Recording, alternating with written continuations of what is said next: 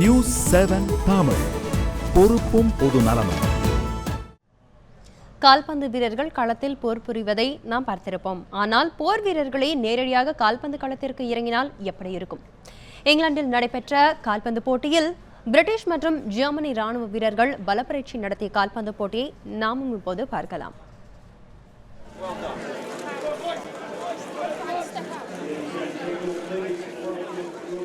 கால்பந்து களத்தில் நிற்கும் போது கூட இராணுவ மிடுக்குடன் நிற்கும் இவர்கள் தொழில்முறை கால்பந்து வீரர்கள் அல்ல.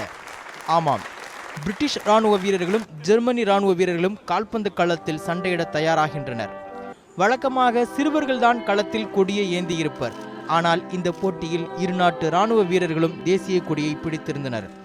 1914ஆம் ஆண்டு நிகழ்ந்த முதலாம் உலகப் போரின் 100ஆண்டு நினைவை ஒட்டி இந்த கால்பந்து போட்டி இங்கிலாந்தில் ஏற்பாடு செய்யப்பட்டிருந்தது.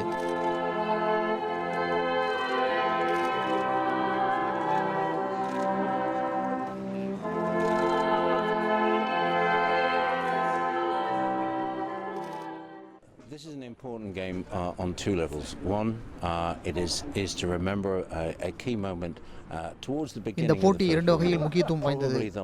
படுகொலையில் நடைபெற்ற பின் ஏற்பட்ட அமைதிக்கு பின்பு இந்த நிலங்களில் விளையாட முடிகிறது என்பதன் மூலம் முதல் உலகப் போரின் முக்கிய நிகழ்வுகளை நினைவுகூர முடிகிறது. இரண்டாவதாக, சமரசத்தின் முக்கியத்துவத்தை அதன் மூலம் கிடைக்கும் படிப்பினையையும் நினைவுகூர முடிவதன் மூலம் மீண்டும் போர் நிகழாமல் தடுக்க முடியும். And learning the lessons of those times in order to make sure they don't happen again.